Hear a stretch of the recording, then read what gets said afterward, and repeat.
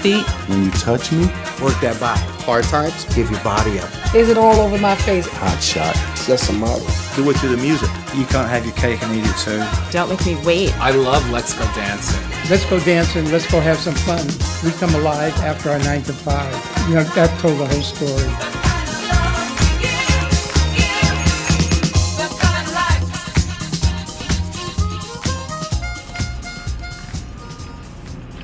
I know this is all very, very much like it was the last time I was here, which was like 20 more years ago.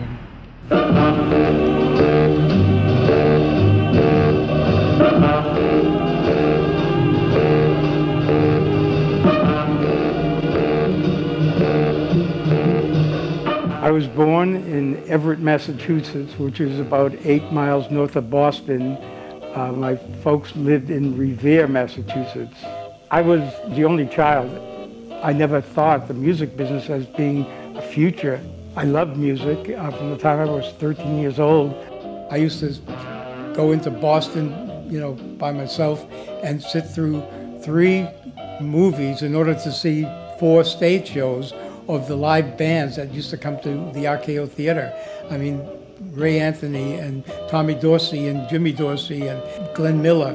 So from that time, and when I used to go on dates and go to the Totem Pole Ballroom and they had the same live bands, live music always, you know, just made my hair stand up on my arms.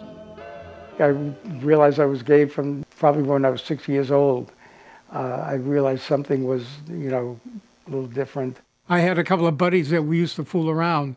They're married, grandchildren now. But I kind of, you know, kept the tradition going. In my generation, kids came out later, and the reason is because it was frightening. I mean, you didn't talk about it. I thought I was the only one.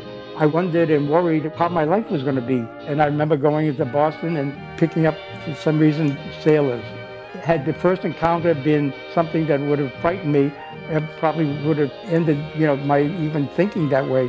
But one led to another and so forth and so on. And when nature calls, you act on it, you know. The thing is, I was out there, you know, as a kid, and everything had to be kept inside. And I feel, you know, looking back, that it took a lot of guts and you know, like, I think I did all right for myself as far as, you know, as a life and not going, you know, like crazy, because growing up gay at that time was really a bitch. 1951 to 56, I was at Northeastern University. I joined a fraternity and was very popular in the fraternity. I was corresponding secretary in less than a year. I was the vice president and in charge of pledges. So I went through the motions, graduated with a BA degree, which qualified me for like nothing. And right after I got out of college, I got drafted. When I got back to the States, my whole life changed through a trick I met in the park. It was someone that I met in the public gardens, and, you know, it was a sexual encounter. And every once in a while I would ring his bell, you know, it was a door trick or whatever. And one Sunday morning I rang his bell and he was entertaining some friends from New York. They were having a brunch. And he invited me in and I met someone there that we kind of hit it off. He was secretary to the president of ABC Paramount Records. And then one day he called me and said, hey, you know, like, there's an opening here at ABC. Would you be interested? The job was $65 a week, but getting away and getting on my own, you know, was like freedom. So I took the job and I rented a room in Queens and Roosevelt Avenue, and that's how I got out of Boston and got into the music business. When they decided to put on field reps, they asked me if I'd like one of those jobs. Cleveland was my home base, and I had Indiana, upper state New York, Pennsylvania, Pittsburgh, and Michigan. And at that time, if you had a record on the radio at WHK in Cleveland, you knew that you could spread it around the country. That was a place to break records. I got a car, and I remember when I first went to pick up my car, the license plate number said QJ 835, 435. And I went, oh my God, they're going to know a queer Jew. Other field reps would always call this, these outlying places and say, hey, do you need any records? But for me, I went and visited them. I set up window displays for them. I did things that, other guys didn't do, and they appreciated it. After about a year, I got a phone call from ABC in New York again and said, hey, Mel, would you like to come back to New York? And I decided to go back. I got an apartment on East 83rd, fifth floor walk up, and took over production, which I didn't know anything about. Like putting the singles together, the copy, get all the albums, and it was quite a job. And then beside ABC Paramount, they had Impulse Records. Then they took over Command Records, and then Ray Charles came on the scene. ABC recorded Ray Charles for the first time, Modern Sounds in Country and Western Music. It was very innovative because it was the first time that they used strings with country and western. It was a million-selling album. I worked on production of Ray's label Tangerine as well.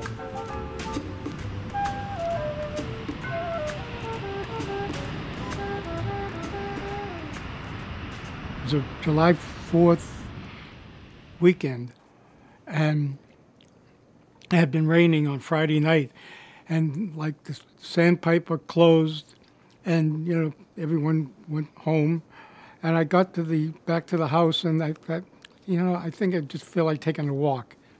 It stopped raining, so I took a walk, and I went down near the co-ops down there, and I was just standing, and this guy walked by, and stopped and started talking, and like it was dark. I could see he was attractive, but couldn't see him too closely. And I said, where are you staying? And he said, I came out here with a friend, and we had a fight, and he asked me to leave. And so, I realized he was walking around, he had no place to stay. My first thing was, I can't let this nice Jewish kid go home by himself. So I said, if you don't mind, you could come back and stay at the house that I'm staying at. You could sleep on the couch. So he came back, and naturally he didn't sleep on the couch. And that was the night that I met Michael Brody. He was a 19-year-old messenger on Wall Street, I found out. Back then, he had the most beautiful smile, the most incredible teeth and eyes. He was a sweet kid. But he also... He knew what he was doing. And one time I asked him years later, how come you went with me? And because there was this guy, John Rodriguez, this kid who was a very handsome Cuban, and he said, one star in the family is enough, which is pretty hot shit stuff for a 19-year-old messenger. One night, just the two of us in the office at the garage, I said, Michael, don't you ever remember the good times we had together? He said, of course I do, Mel. My life began when I met you. I don't think anyone could ask for a more beautiful, declaration than that. To me, that meant everything. The 60s was a time of revolution. It was a time of cultural revolution. Women were finally demanding their rights and their equalities. The pill had been invented, so women had a level of sexual freedom. Blacks wanted their rights. The war in Vietnam was a very wrong-minded war. And gay people were participating in all of those movements. I think at a certain point, we started to say, well, what about us? Of course, we know the Stonewall was instrumental in the Stonewall riots, which changed the law in New York, the cabaret law, to say that two men could dance together. Before that, it was illegal for two people of the same sex to get on a dance floor together. So the Stonewall riots basically changed that law. It changed everything. As it was happening, you could feel it. You could feel the world change. Those of us who had been raised on freedom theories of Abbie Hoffman and hippies and the anti-war demonstrations and the liberal free love movement of the 60s, I was imbued with that as a teenager. Well, when I got to be 21 years old, and an adult, we all began to live those ideas of free love and liberation, and if it feels good, do it, and as long as it doesn't hurt anybody else, it's okay. That's how the whole club industry flourished. I mean, many different aspects came together to make the whole scene happen. It was like, I didn't realize how huge the gay population was because it was so underground. And then once it came out in the open, it really flourished, and all the main clubs that I was influenced by, and I felt influenced the things we do today, were totally dominated by the gay culture. I used to go to the Firehouse, which was a gay community center at the time, and Barry Lederer was the DJ there, and I was friendly with him. We knew one another from Fire Island. I would play Black Skin, Blue Eyed Boys. I would play Harlem by Bill Withers. There was the gallery, Nicky Siano, who was a 17-year-old kid that started his own club. I had a girlfriend at the time, was talking to her about it. We went, we priced things, put together a budget, and just perchance, we went to my brother, who was 10 years older than us, and said, look, we want to do this. And perchance, he had just settled an insurance case and had $10,000 and decided to invest it in this club that we proposed to him. And boom, there was the gallery. Then there was the Sanctuary, which was a converted church. I just remember seeing people high as kites in nothing but the smaller shorts than Daisy Duke ever thought about wearing. I mean, and on shoes that looked like they were this high and dancing like crazy fools. But then, you know, I was introduced to the Loft. The Loft is probably the most influential club. I mean, it influenced, you know, the gallery, it influenced the Paradise Garage. A good friend of mine named David Rodriguez, who used to work at Downstairs Records, was a record shop on 42nd Street in the subway. And he's the one who introduced me to the Loft. And I guess it changed my life, actually. We like to believe that Soho was such a liberal and hip area. David had a black and gay and Hispanic club. So because David had a club like that, they had to have a lawyer who worked the door, because that community, that was that hip artist community, was always trying to close the Loft down.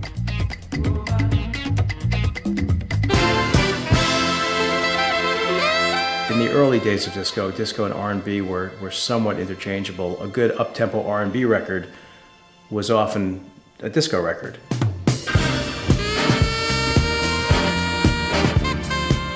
I was a big James Brown fan. Harold Melvin and the Blue Notes. I'll always love my mama. To me, is a black opera. And then Love Is the Message became like an anthem. I wish I can rewind the whole tape and take you back at that time when we were recording that. Gamel's mom is a Jehovah's Witness. So he brought in these Watchtower magazines. And the mother used to preach to him like, love is the message. You gotta love your neighbor, love this and love. So anyway, he come up with the idea, love is the message. Let's write a song around that. And we did, we wrote a groove. And we put it together with Norman Harris, God bless his soul, and Ronnie Baker, Earl, you know, Larry Washington, a conga player. We put that thing together as a rhythm section. Lenny Pakula on organ, myself on vibes, and we come out with MFSB, mother, father, sister, brother. You know, I tried to emphasize over and over that the music of the 70s, especially the early mid-70s, was nothing called disco, what people think of as a disco record. It was danceable R&B. I mean, the Blue Magic and the Spinners, and Isaac Hayes, Diana Ross, the Gamble and Huff, Motown. No one could call that disco music. It was danceable R&B. All that music was the music that we danced to. First time I met Mel was, I believe, 1971. I was working in the warehouse for SEPTA Records, and Mel was in charge of production for all of SEPTA Records. Florence Greenberg, the woman that owned the company, created songs like Soldier Boy and, you know, the Shirelles, Dionne Warwick, and B.J. Thomas, and the disco thing, she may have thought it was just a flash in the pan. There was always something very interesting about him. He would always, he'd ask a question, challenge the way things were done. And he had a sense of what was going on in the club scene. Scepter had the Independents, a song called Leaving Me, and it was a big R&B record. But on the B-side of the record was a song called I Love You, Yes I Do. After Leaving Me had its run and sold a lot of records, suddenly there was a resurgence of sales on the record. And no one at the company knew why. But because I was going to the clubs, I realized and was able to tell them that the DJs in the clubs were playing I Love You, Yes I Do. The DJs I believe that influenced me the most would be David Mancuso, Nicky Siano, Michael Capello, Richie Kazar, Larry Patterson. The person you have to give one of the most credit to is Francis Grasso. T. Scott, Dave Rodriguez, Walter Gibbons. It was myself and Bobby DJ who were the first people to play Love's Theme at the Island. Bobby played it at the Cherry Grove. I played it at a gigantic party on the beach. No one had ever heard the record. The moment it came on, it's like people there were transformed into another world. It was amazing. No one had ever heard anything like it. Well, Love's Theme was a key song because it was the first time I think that the record companies turned around and said, whoa, these DJs have influence. Historically, radio ruled the roost. If you weren't on radio, your record was dead. We immediately started playing Love's Theme, and Love's Theme started to climb the charts without any radio play.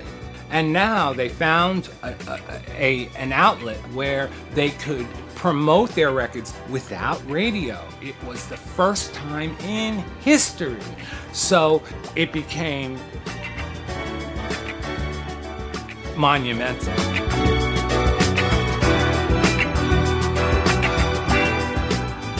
One night, this guy, Jerry Rosenbaum, took Michael and myself to the loft.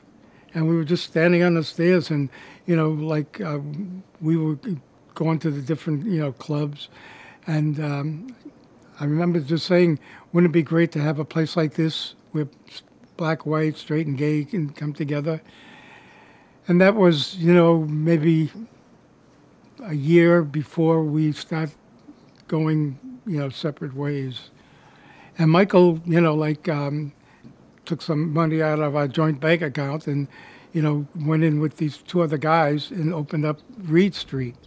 When he found Larry, he called me one day and said, Mel, I found the guy that's going to make it happen for me. And those were the exact words. And he was talking about Larry. I met Larry at Reed Street. I think Michael Brody did Reed Street.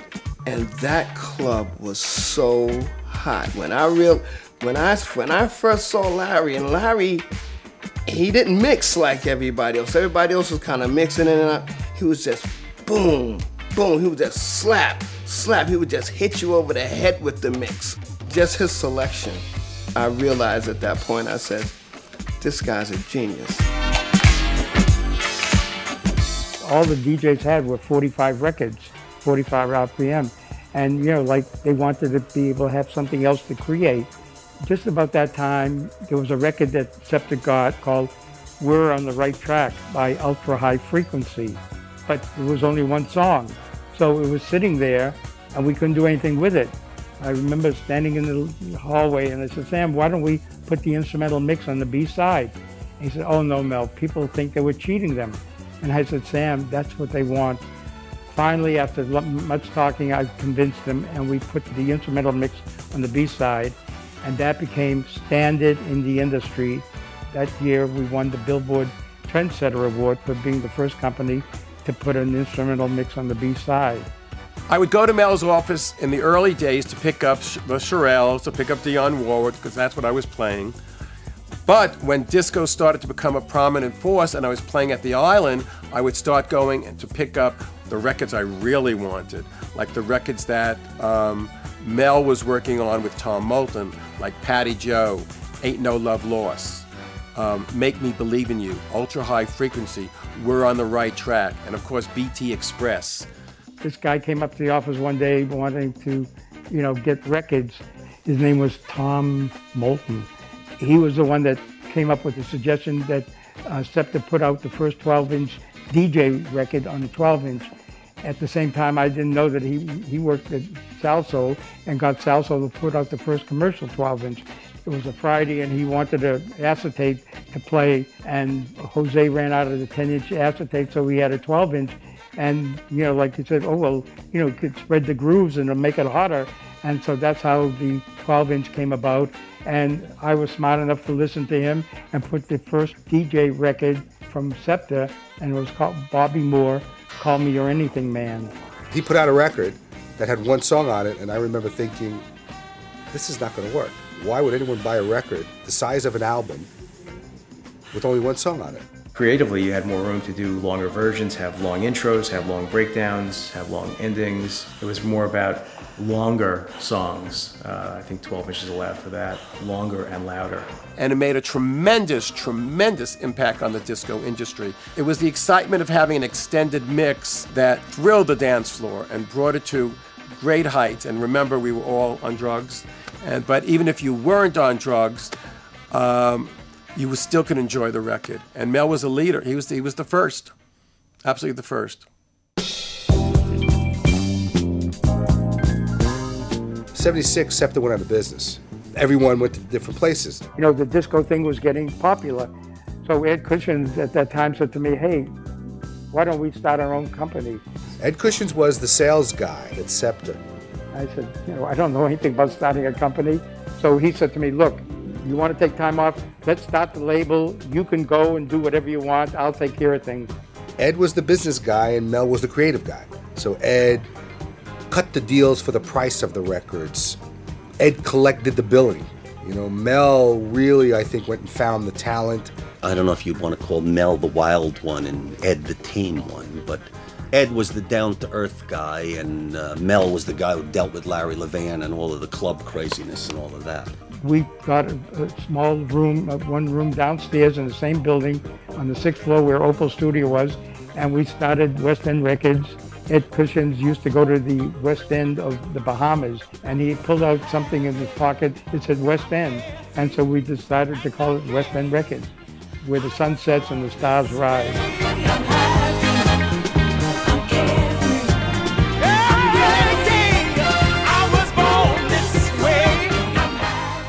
I think my very first West End record was Siano. That was a big street classic for B-boys. Siano was the Italian name for How Funny Can Sex Be. It had a nice, slow groove, and it was so smooth. We got a phone call from Ed Auslander, who was the president of E.B. Marks Music. He said, we understand that you're the disco mavens, as he called it, and he said they had a song, and could we make it into a disco record? So I called in DJ Jimmy Stewart, and while we were in the studio, Jimmy said, Mel, I have this extra piece of tape. Do you mind if I reverse it for sound effects? 2 years later, I remember Grandmaster Flash telling me that when Siano came out, he said that was the very first record that the rappers uptown used the bits and pieces of it to do their rapping. The part where he reversed the tape was the first sound of scratching. So sound effect turned into really what became a phenomenon years later as scratching. That was actually one of the first records that I tried to sample because the drum loop was so hot. I think I did a demo with Coogee Rap and Polo on the Siano beat. Hip-hop has a lot to thank records like Siano, because when it came to the break, that's where it stopped, because that was a cue for the MC to come in and do his thing. We were on the cutting edge without realizing it.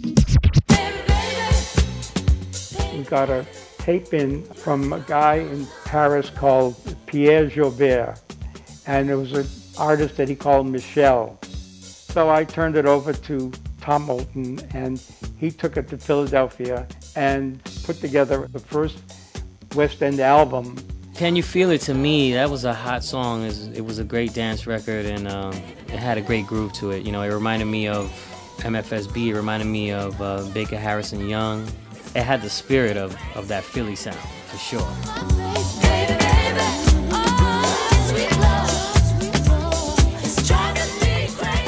Mel was at West End, but I didn't know he was at West End. I knew this other promoter, and I went up there to see the promoter, and it was like, oh, hi, Mel.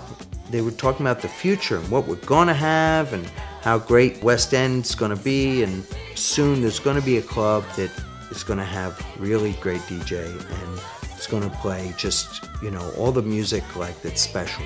I remember going to the garage, not realizing the connection, but then soon finding out that Mel was involved with that, and that Larry was the DJ he was talking about. I had heard about it at Reed Street that they were opening this new place, and they had these construction parties. It was one room, and there was like on this side over here, there was like just a bar. It looked like a bar, like a coat check, and that's where Larry was set up. I remember just walking in that it was just this intense party.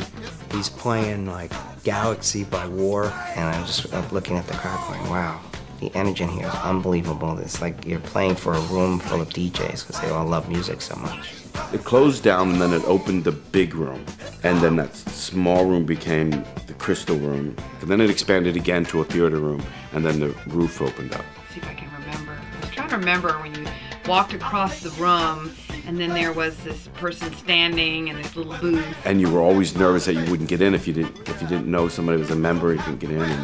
And if you could get past him, then you would go up the ramp. And as soon as you go up the ramp, it was like heaven.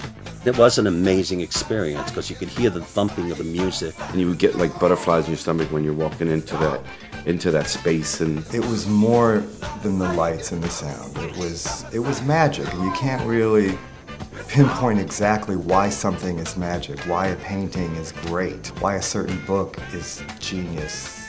It was more like a social club, more like a church, more like a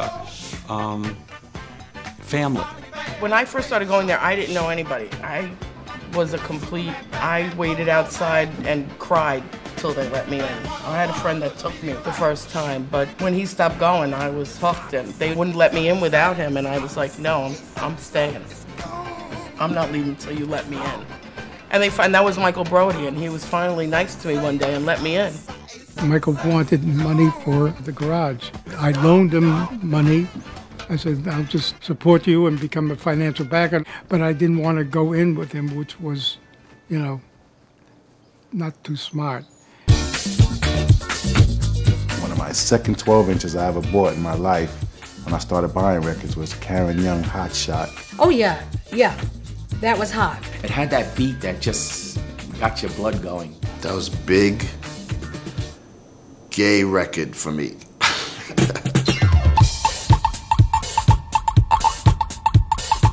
With that one song, she became an international star. Who knows how many Karen Young Hot Shot they sold? They could have sold millions. Karen Young was licensed internationally, probably in every country in the world. And in the heyday of disco, I mean, like I said, you don't know. So that could have been their biggest record, Karen Young's Hot Shot. It was an unbelievable song. The first time I heard Hot Shot was at the Paradise Garage. And Larry played that song about 5 or 6 times. That was a track not only being in the garage, but every single club that you went to. It has a charm to it and a magic to it, and it is a great record. Any other label would have probably said, well, maybe we like that, but go to a proper studio and fix it up and make it sound professional, but they didn't. You know, it became a huge, huge hit. I just remember she could sing the hell out of that song at the drop of a hat in any condition. I didn't even know this girl was white. I mean, it surprised a lot of people when she performed. You saw this teased Farrah Fawcett hairdo, and she had bad sight, so she'd walk very carefully, looking at the ground. I remember when I helped her on stage when she was performing, she took off her glasses, she couldn't see the steps. I'd go, one more step, one more step. She was very nice. But, and then she opened her mouth and pow!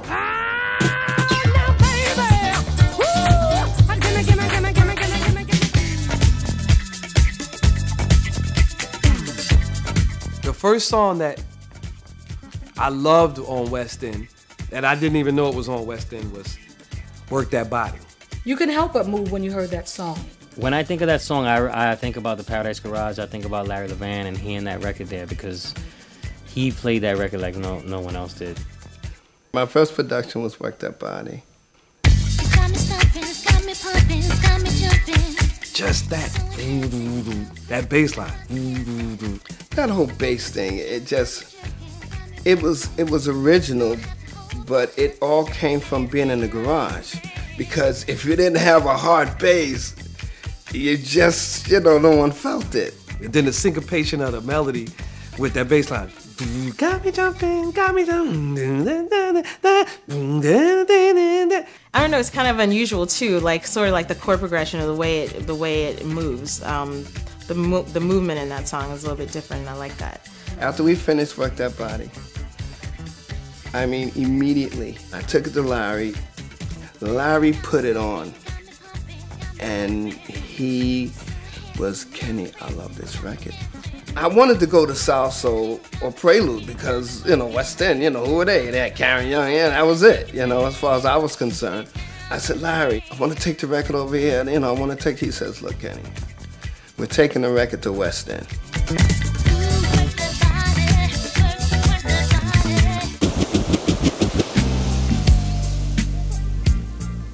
We did this other track called When You Touch Me.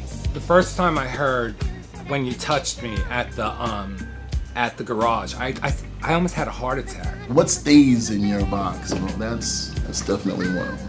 It was rough and funky, but it was really the highest energy. Oh yeah. That had a lot of energy to it. That was a hot record. The crowd went nuts, and he played it from the beginning, from the slow part. Kenny made you groove, very sensual. Kenny's genius. And then when they broke into the kick, and the fucking place just exploded. The people went wild over it. I mean, really, they loved that record. When You Touch Me is one of the ultimate high-powered, works all the time records as far as I'm concerned. That is my favorite record on West End. I play it all the time. People probably sick of me playing it, but you can ask my colleagues, do I not play When You Touch Me all the time? Everywhere I go, still there. It's like, why are you playing this record? Well, hey, you'll catch it. You'll catch it sooner or later. That bass line, can't fuck with it. It's like, that's a bad tune. She hit some notes in that too. It's just like, and I can't do it. But you had like something like that where it'd be a moment where it would all crystallize. I mean, another Larry Levan mix. That record really, to this day, competes with a lot of the music that's out now. Larry Levan was the epitome of a powerful DJ. Personally, I don't believe I would have been here if it wasn't for icons like such as Larry Levan. Because he managed to do, in a period of 10 years, what many people strive to accomplish in their lifetimes, you know what I mean? And then there was the garage. The Paradise Garage was unique, very unique, because I could attribute sales directly to the Paradise Garage. Vinyl Mania and the Garage were sort of like one entity. We supplied the music for Larry. He came in, he shopped there. It was a big scene. People gathered around to see him in person. He was just a vision in the DJ booth for most people. And this was a chance for people to see him in the flesh. If I knew that something was going to go on at the garage, I would call Vinyl Mania and say, look, you got to buy this record because, Larry's going to play this record or it's going to happen. Sure enough, he opens up the store Sunday morning. And they run into Vinyl Mania and go, I just heard the song at the garage. Yes, I have it. It's the one club that was like that. There was no other club like that. Think of it as a business. I mean, come on. 10 years of, 3,000 people buying your product, testing your test products, and the success of it, with each one becoming an album or a big artist or whatever, a lot of it, it's like big bands, just like whatever, before my time. It's like Motown. Of course, not the same amount of zeros, but the same influence, as far as I'm concerned.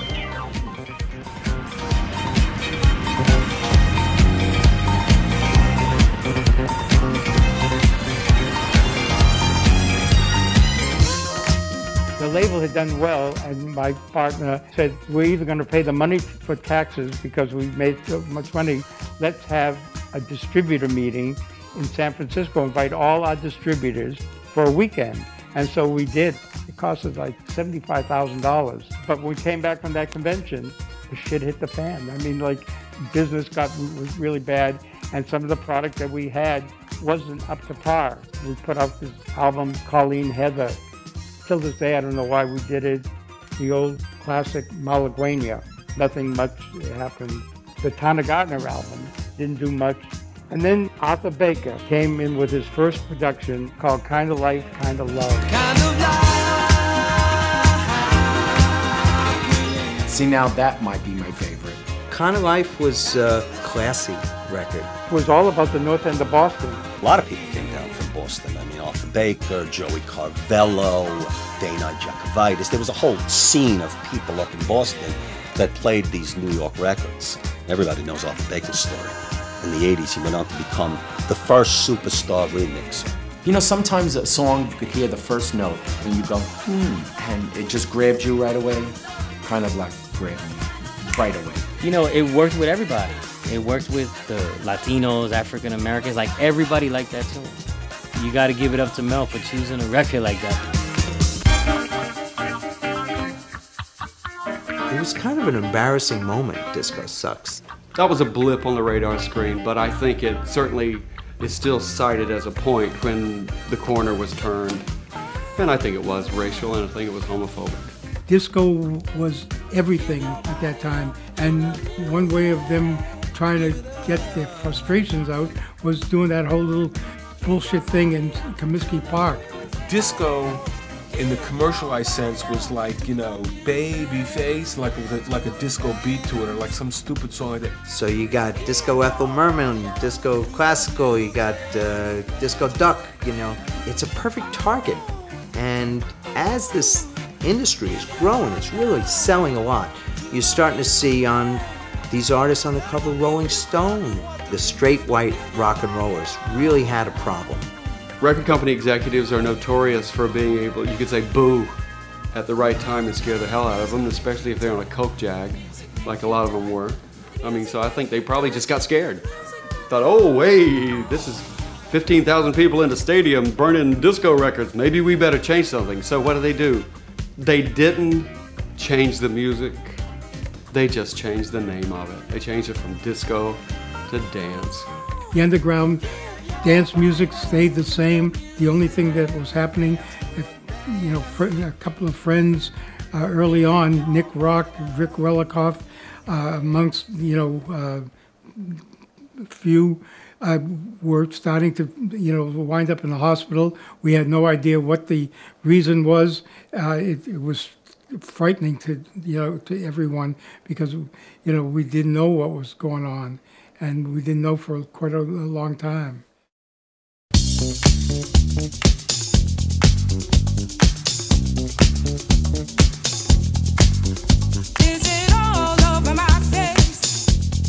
All Over My Face is one of the most genius records. That was hot. It's all over my face? What is it? I mean, that's one of those timeless records. Loose joints, man.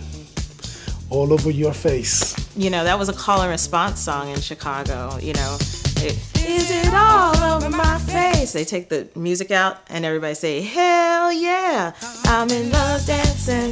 Is it all over my face? Hell yeah, I'm in love dancing.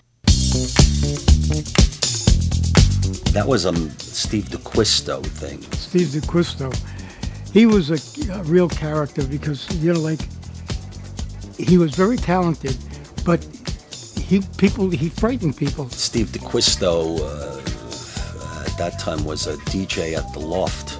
It wasn't Steve that was the talent. Arthur Russell was the talent. Arthur played the cello, he played keyboards, he played the drum. I mean, Arthur played every instrument there was. Arthur was friends with Allen Ginsberg and Richard Hell, and Arthur Russell would go to the Mud Club, would go to the punk clubs, and he would go to the discos. He would work with John Cage, you know, he was totally in the punk world, but he could make a disco record.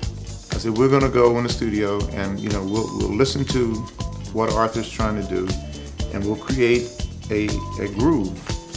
And that's pretty much what we do. Steve DeQuisto chased me down Broadway from 54th Street to about 46th Street, kept saying, I want to change the name of the group to Loose Joints. By the time I got to 46th Street, I said, hell, like at that time people were, standing on the street corner selling loose joints. I thought, shit, well, they'll be doing promotion for us. So I said, okay.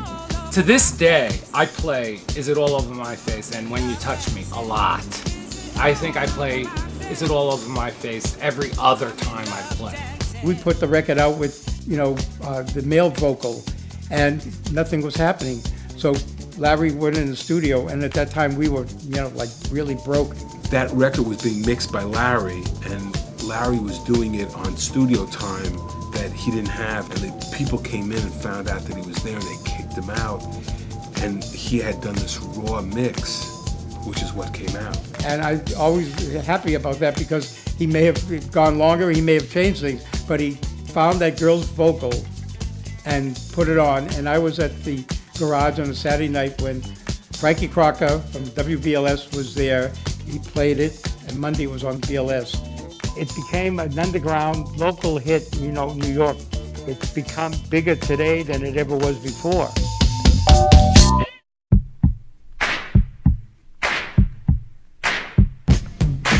Heartbeat. Oh, God. Heartbeat, I love that record. That's one of those songs that changed a lot. Heartbeat changed everything. That one record brought it back. I'm not really a fan of that record. Sorry, I'm honest. The actual Heartbeat, to me, was just wow, that is the coolest record ever. It's really not a disco record. It's really a funk soul record. This bass line came to my head, and I started dancing. This is no joke. I started dancing. I mean, as if I was in the garage or somewhere. I got up the next day, and I'm walking down the street, and I'm like, getting this boom, boom, boom, boom, and that bass line comes back. Cause usually, as a great. Sometimes once it's gone, you blew it. You should have recorded it or something. So I'm walking down the street, and I don't realize I'm dancing. I'm in the fish market, and this old white lady is going like this, and I'm looking at her. I'm like, what's wrong with her? Why is she going like that? And I didn't realize that I was still dancing. I'm actually in there dancing to this music in my head. I know people must have thought I was insane. The variation of the record was great because it went from the beginning of the heartbeat to a full-fledged song, chorus change, and back down to the heartbeat. Hey, a perfect song. I didn't take that record to West End, all right? I went to Atlantic, Epic, I went to Prelude. Let's put it this way, everybody shot it down. So, where else could I go? Both Kenny Nicks and I have said many times, if it wasn't for Larry Levan, Heartbeat never would have happened. Larry puts this record on, and entirely every single person in the room left the room. Everybody shot it down. Kenny is too slow, it's too this, it's too this, it's too... Everybody hated it. It was in the middle of the disco era. No one wanted to hear nothing under 120, 130 BPMs. Only one that was doing that really was Larry. He was the only one that had the balls to let you be in a party and take it here and, and give you any emotion instead of taking up and banging you over the head all night. The crowd had such respect for him that they got it. And once they got it, the rest is history.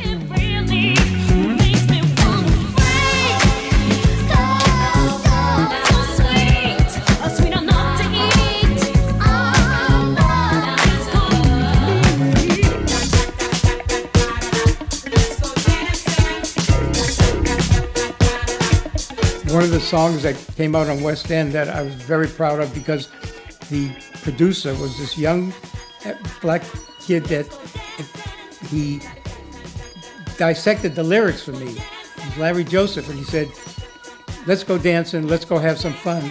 We come alive after our 9 to 5. exactly, that told the whole story. Let's Go Dancing was done by Spark. Let's Go Dancing, what a song. It just captures the spirit of being in New York at that time and working hard all week. Just ain't no good. Do something else if we only could. That's why we had to go out. Let's go dancing, let's go have some. It just was perfectly written. Let's go dancing. Let's go have some fun. Let's go dancing. Let's go dancing. I remember when Larry put this record on, people were just like, if they were drinking something, they would finish it, drop it, that's my record, run to the dance floor, and just boogie. These were people that really knew how to put together a record for a club atmosphere. I mean, it was like kind of like a new thing. That's probably the most well-written record that I felt on the label, even today. Let's go. Let's go.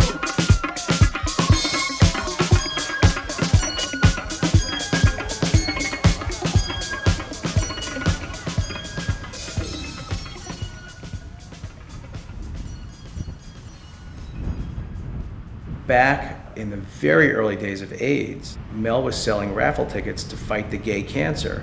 I'm like, what are you talking about? He's like, well, there's a disease, and it hadn't been named yet, and apparently it was affecting some of the gay population in New York, and there was no awareness of it. The first person ever to make me aware of it was Mel. I started getting these calls. People, were aware that I was writing for the gay press, and so I'd get, gay people would call me from time to time with tidbits of information. And there were some calls, I think it was one or two different people saying that there were some gay men in intensive care units in the city, and that they had some mysterious disease, and they didn't know what it was, and it was very serious, and they didn't think it was a single epidemic because it didn't really fit. There was different people from different backgrounds with different kinds of problems. Some of them had pneumocystis pneumonia. I guess a couple of them had the Kaposi sarcoma, and it didn't yet fit together clearly as an epidemic. This is the information we got that went into this very first article, which the New York Native, their heading was "Disease Rumors Largely Unfounded." There was, understandably a real degree of panic in the community. I mean, people saw that New York Times article by Lawrence Altman that came some weeks later. They didn't know what it was. We didn't know what it was. First it was 1, 2, and then it was, a half a dozen, and then it reached the point that there were like 40 people in the hospitals, and that's why, I said that gay people should be thanked for letting the world know that there was a crisis, because if it left it up to the damn government, it would have taken them, God knows, another decade to find out. It felt like people were still trying to figure out what was going on in 81. And within that year, when people started to die, that there was this rude and painful awakening that, oh my God, there's something really happening here. I remember that first Times article about, Fire Island and gay men were having this disease, but didn't know anyone until David Rodriguez got sick very early on in like 81 or 82. And it brought it home for me. I saw it right there. I saw David, who was this Zoftic kind of guy, all of a sudden get very thin. He had cryptosporidiosis, which is a parasite that you just can't get rid of, and diarrhea all the time, and it was just sad. It was really, and then it got devastating. I mean, people can't imagine, like, half the people that you know are gone in a few years. I mean, they can't fathom that, really, but that's what it was like. The whole AIDS epidemic changed everything. It still changes everything. AIDS forced people who didn't ever want to even think about homosexuality to confront it.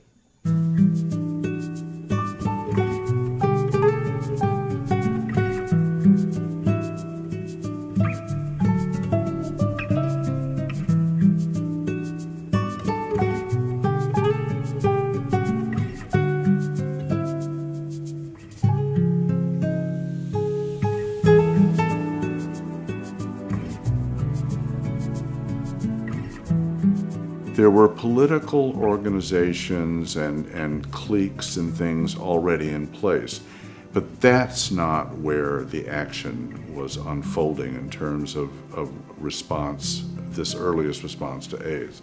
It started to unfold in Fire Island. And this is where the world of Mel and Paul Popham and these people come in. Larry reprinted my articles and took them out to Fire Island and started passing them out. He was very, very concerned and very angry and wanted us to be a lot more organized and a lot more serious about what was going on. And of course, he was right.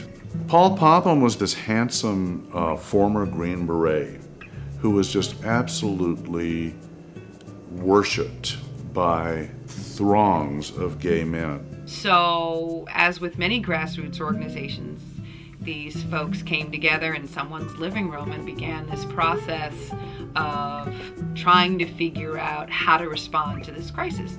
In fairly short order, 6 of us finally came together and became, in Larry's living room again, and became the co-founders of this organization that we decided to call Gay Men's Health Crisis. So they formed GMHC, and they didn't have any place to start it, and Mel gave them 22nd Street, basically.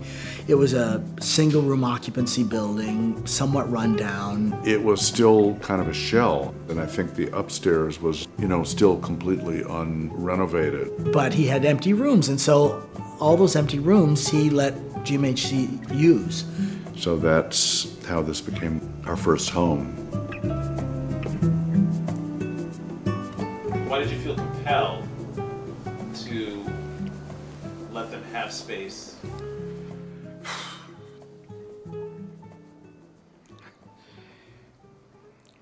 It was a family. These were friends. Like I had the space, and I suggested wanting to take over the building for a couple of years, and they didn't do it, but they were there until 1984.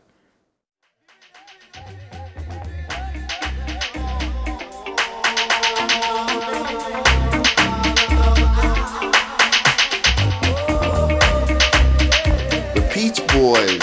Oh, yeah, that's a great record. Yes, Peach Boys, yeah. That was the sound of the garage. No question about it. We were doing a dance called the Smurf, and we would listen to Pac Jam, the Johnson Crew, and then Peach Boys came, and it was Don't Make Me Wait. You could go to a party and hear it played 10 times, and you never get sick of it. You just wanted to do the Smurf and listen to the Peach Boys. Don't make me wait another night. Tonight I'm gonna love you.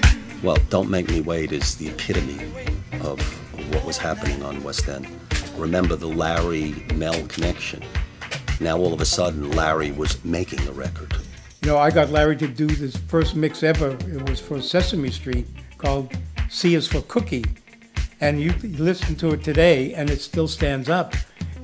So when Larry said he wanted to do a record, it would have been foolish for me to, try to, stop him.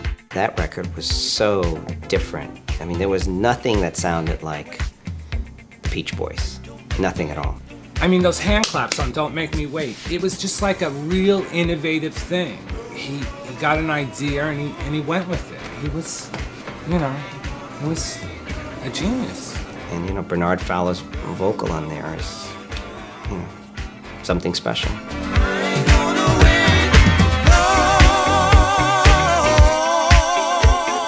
The acapella that was used on top of everything. I mean, it's just the default of underground music. You just can't get away from Don't Make Me Wait.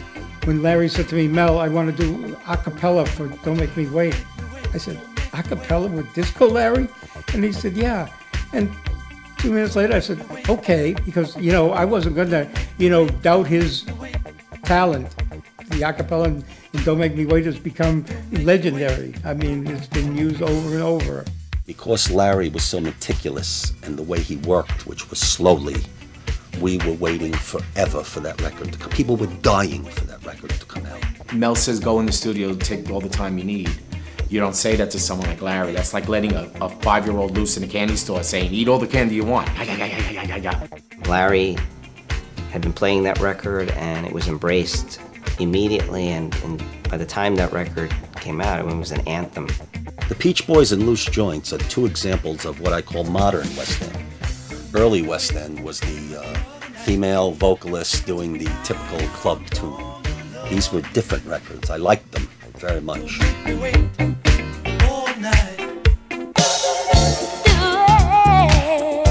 Do It to the Music. I remember roller skating to that record back in the days. I bought that record. I bought it maybe 2 or 3 times. That was one of the songs that gave me chills. It gives me chills when I hear that song. Raw Silk Do It to the Music is like an obvious thing. It's just a chugging, really infectious kind of like groove.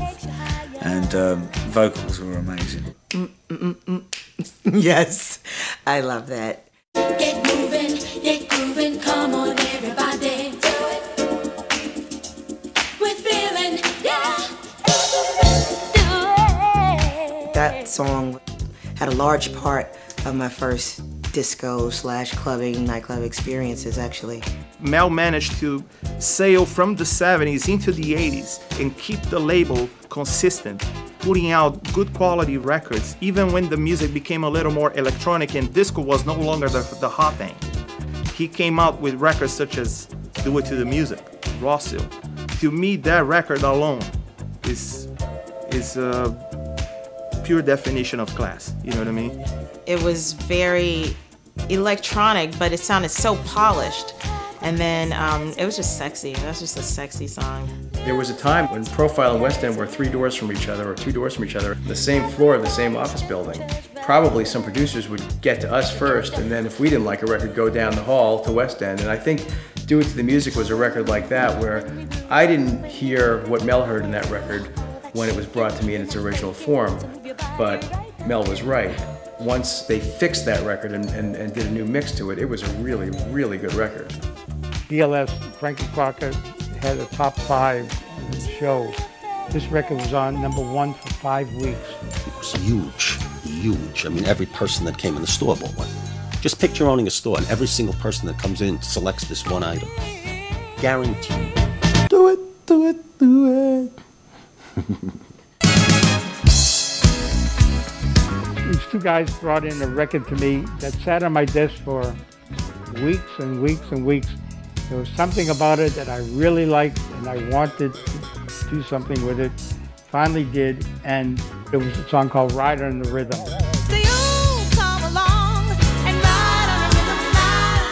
Ride on the Rhythm, great. I think about Frankie Crocker playing it on WBLS. Frankie Crocker put that song in my living room, okay? I love that sound so much because it was like club music, dance music, it was R&B, it was radio music, it was everything. Again, just like, people feeling good in that disco, lyrics kind of like, oh, come alive, come and ride on the rhythm. It's just like, and you do see people come alive when they go to a club. In those days, there was no such thing as a tempo thing, you know what I mean? It didn't have to be a fast 125 record. It could have been this 108 BPM record, but it was funky and it sounded great and people were dancing to it. Everybody used to come to this spot, little spot in Queens, and Ride the Rhythm. Everybody, what you throw it on, and it was hot because it was instrumental one side. I could tell you, it was instrumental one side and vocal on the other side. Nice mixes. Always came across the speakers right. Big request. To this day, that's a hot joint right there. Do you remember when I said she's got the papers and I've got the man? A record that was brought into us, I heard it about 4 times before I really understood what it was saying. And it was Butching and brought us this record. Barbara Mason, who was well known for a record she did, when she was 16 years old called Yes, I'm Ready. Butch produced a record called Another Man. Another man is beating my time. Caught up in the middle, I don't know what to do. Oh, now let me tell you that record, I didn't even understand that record at first. I love that record. That is one of the funniest records. By the time I realized what she was saying in that song, I said, wow. That was a gay record. Hello, gay. And they're playing it on the radio. I love that record. It was one of those records that for me just was like, wow, thought-provoking. Such a cleverly written freaking record. Like, what? Who would even, like, you really have to be in another place to write a song so clever that it could be relevant still today. A girl saying to a girl, another man is beating my time, another man is loving mine, is saying, hey, my husband or my man is having an affair with a man. And it happens every day. Everybody doesn't say it, but it's not like people aren't aware of it, you know, so I didn't understand the controversy. You know, it was just something different for the listener that they weren't used to hearing in the song. You know, we put it out and it became quite a sizable hit. But there were things in the song that kind of made me, as a gay person, think, you know, I'm a little embarrassed because she said there must have been a defect when he was, you know, born, something like that. Little things that, you know, like I know it was tongue-in-cheek and all that, but it really bothered me. And a long time later, I got him to do a remix and take out some of the things, you know, that I thought were offensive. There was a certain kind of a way that he talked to me. His voice went up. You know, at first he was talking like, yeah, baby, yeah. And then he went, and it kept going up and down. And then there must have been, I figure, a defect of not when he was created, but somewhere along the line, something went wrong. Another man is beating my time. Another man is loving mine. Christmas of '83, I went to Lenox Hill Hospital because one of my dearest friends, Ray Ford, had just come down with toxic plasmosis. Ray passed away like January 2nd. Well, that morning we went to a funeral. This guy, Herb Marshall, passed away. Went to that funeral, came back, and I got a call from Dick Fisher to tell me that Ray got out of the hospital and he tried to commit suicide because he didn't want to be beholden to anyone. I mean, you know, like, it was every day there was someone dying. Every day. And Ray, I mean, like,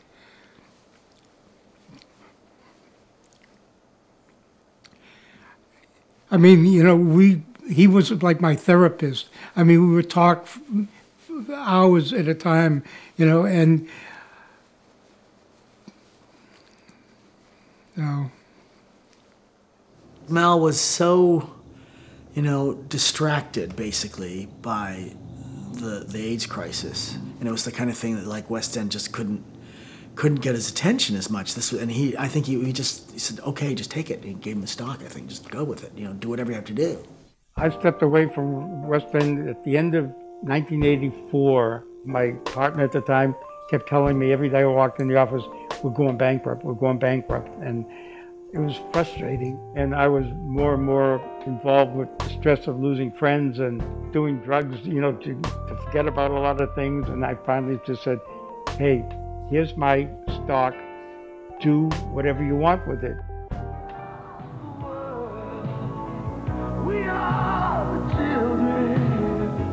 1985.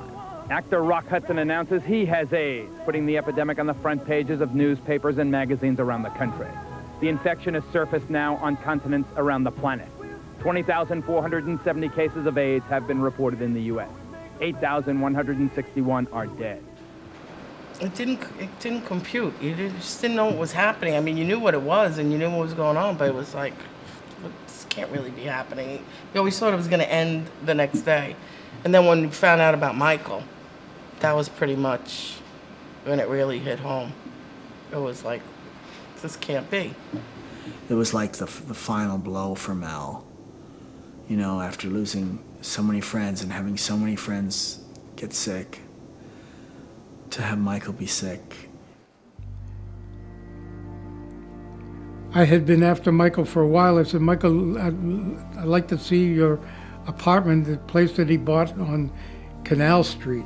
So we sat down and I was facing him like I was just a few inches away from him. He opened up a bottle of wine and we were talking. And I just looked at it and I said, Michael, what's that on your chin?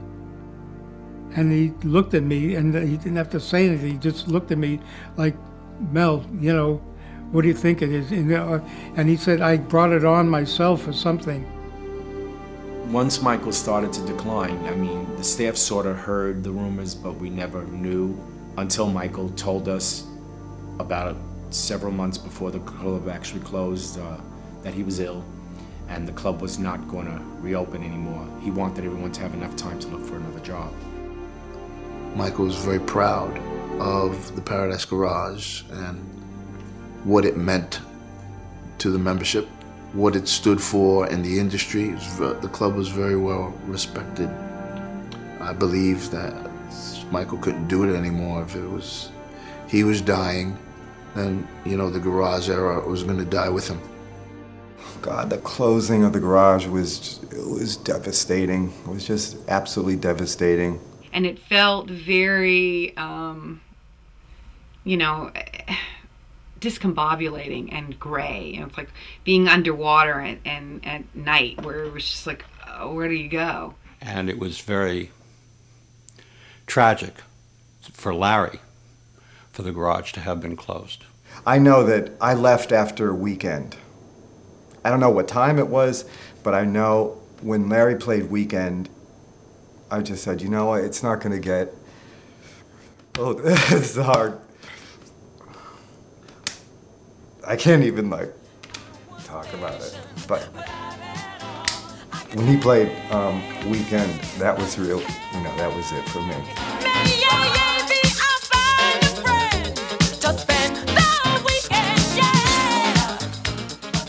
It was December 28th, and I remember, you know, like I did it when my mother passed away. You know, I went to the club. I went to Baseline, and that's one time, that was when I really didn't know who Junior was. But I happened to mention to him that Michael passed away, and I never forgot it. He lit candles and they had a little, you know, a moment of silence for him. I ran up to St. Thomas because that's someplace where Michael and I spent time, and I just stayed at this hotel up in the hill, and I could cry without anyone watching me, and that was what I did. My name is Mel Cheren. Ed Cushing's my partner, West End Records. I had told Ed that I thought it was time that the recording industry as a whole got together. They've done Band-Aid, Farm Aid, all kinds of aids. It's time we did Aid for AIDS. I wanted to do something for Michael because the garage has done so much for the record industry. That's when I started 24 Hours for Life. 24 Hours for Life was, you know, Mel's great idea. Choose one day out of the year in which everybody would do something, you know, for AIDS.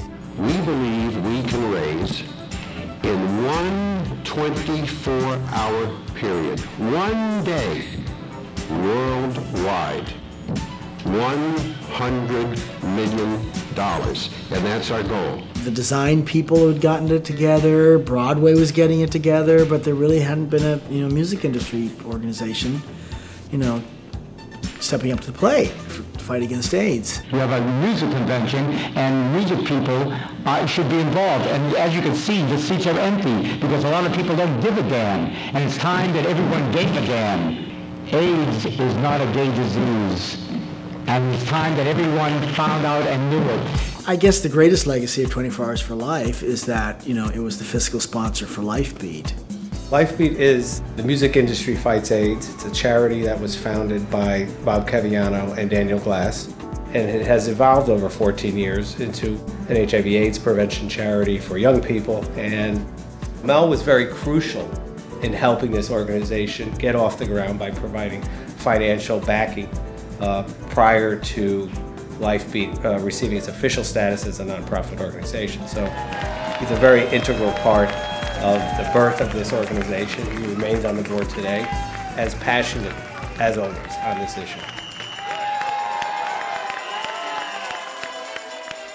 The music continued on, but it didn't have the place for the artists to perform, and it didn't have the following in numbers that the Garage had. None of the other clubs in New York City would become committed to that sound. Ed was here a long time and kept West End alive right out of this location. Remember, they had closed their doors, and one partner had walked away from it. The other partner was working out of here.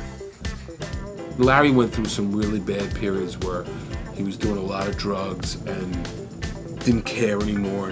He was living on 23rd Street at the time, and I was living not too far from him. And I'd run into him on the street a lot. He would come around Sound Factory, and he would come to the DJ booth. And he would tell me, well, you shouldn't work the crossover this way, you should do this and that and the other thing. I said, Larry, this is my thing now. And it got to a point where I wouldn't, they'd tell me Larry was at the front door. I said, don't let him up to the booth, please. One time after Sound Factory, we walked the whole way from Sound Factory to my house, and me and Larry just talked and talked and talked.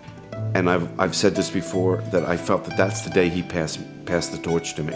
I really understood him that day because he had said a lot to me and how he started and his family, and it was hard for him to trust people and why people were around him and why the necessary to take the drugs because to dilute himself from not finding really true love and all this kind of stuff in his talent.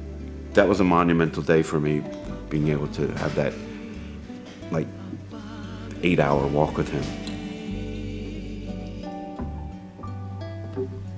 Hi, everyone. It's so nice to see some of these people I haven't seen in a long time. I was wondering if Joey could come and move these speakers just a little more. Joey? It's not sounding exactly right. I just got a call and they said Larry died, and I'm like, you gotta be kidding me. And it was the saddest day of my life. When I used to hang out in the booth next to him, standing there watching whatever he played, he used to turn to me and say, you see that little group down there? Watch what happens when I play this record. He knew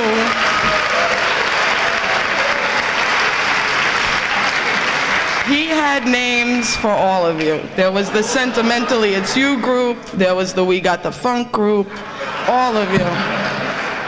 And when you were down there dancing and you felt like he was playing that record for you, he was playing it for you. I'm gonna miss the shit out of him. I love him. It's great to see that he made something of himself. And I will never forget that David Mancuso and Nicky Siano gave me my education. T. Scott gave me my break, but Larry Levan gave me my career. I'll never forget you, Larry. You made the music that made me dance. I know that you're getting Garage 2 ready for us. Please save a place on the dance floor for me.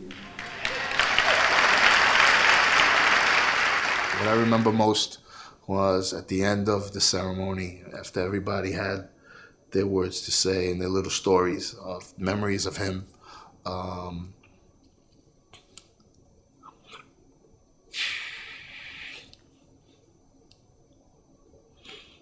Francois played.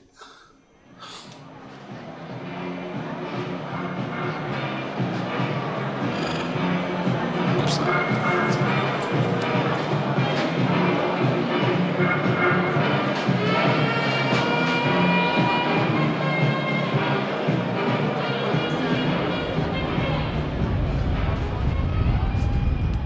It was one night late. I met him, I think it was either on 9th Avenue or 10th Avenue. And there he was, Trump, Mel walking down the street. And of course we start talking. And then I said to him, Mel, what do I don't understand what you did. I mean, you had a fight with Ed and you just walked away from your company. I said, you're crazy. I said, here's what's important. You own 50% of a record company. You got all the masters in your house. He's licensing the records and making income. It's a great label. And I just remember him going on like, I'm fighting with Ed. And I said, fuck that, everybody fights. He kept saying, you're a fool. And I realized that Ed would not stay in the business if he wasn't making a living. But I just couldn't bring myself to suing him. So I called him to my apartment And I said, you know, I want my stock back. And he said to me, "Your history." And that's those 3 words, "you are history." You know, like that's what I said, "Fuck you, son of a bitch." And I started, you know, the lawsuit. And it was just at that time when he tried to almost pass off Heartbeat for $3,500. My attorneys stopped it, and we were able to put off the negotiation until after Here Come the Hot Stepper came out, and the record became #1 in the world. By that time, we were in the driver's seat, and that's when I had the wherewithal to buy him out. I'm the lyrical gangster. I'm a living, I'm a danger. Still love you like that. Hey. When I first started working with Mel, the only thing that was out was the Tana Gardner record, and so what I was doing was trying to get the office together and then looking into getting the classics reissued. I think Mel's ambitions now are keep the legacy of the label moving forward and keep the label alive, which means keeping the classics out and available and also keeping the same sort of musical aesthetic going with the new releases, which, you know, for Mel has always been R&B based dance music. Mel has touched so many people in dance music. You want to call it disco, you want to call it danceable R&B, I don't care what you want to call it. Somewhere along the line, they probably had to go past Mel's house. Mel is the person who always had a love of music and a love of people and a sense of an obligation within himself to kind of uplift people. And the medium which he chose to do that was always music. Thanks again for this wonderful honor, which I dedicate to 2 people, Michael Brody and Larry Levan. He really conquered with West End Records the music scene in general. I think he did a lot for us. He's probably done the most for us than anybody else has ever done. You know, if we had like the 4 heads on the Mount Rushmore or something in dance music, he'd have a head. I think it's being at the forefront of a great label. Hot Shot was weird sounding. Heartbeat was very weird sounding. Is It All Over My Face by Loose Joints? Very weird sounding records. Nobody would sign these records, except for one guy. We're never gonna ever be able to eclipse or even get near Mel and his instincts for music. It's just incredible. To be the man who was responsible for the first instrumental version of a record being on the B-side, to be the man who was instrumental in making the Paradise Garage happen, and instrumental in Larry Levan's career. I mean, these are monumental things in the dance music industry. If it wasn't for him and the group of the Garage, I wouldn't be sitting here right now talking about this.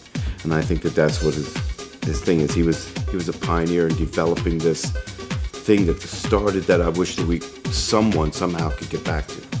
It'll be music, I believe, and all the things that he's done in the fight against HIV and AIDS. HIV and AIDS really had a tremendous impact on the club scene. We lost a lot of very talented DJs, producers, artists, writers. But Mel was one of the first to do something about it. Not just talk the talk, he walked the walk. You know, I think he's going to be remembered for, you know, having been an important part in the fight to end a horrible epidemic.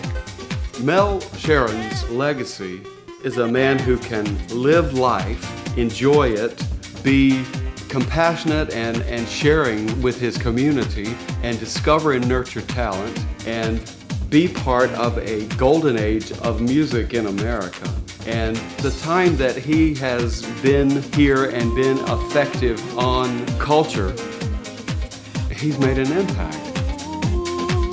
Mel has figured out that you get more back by sharing. Save a place on the dance floor for me. Moment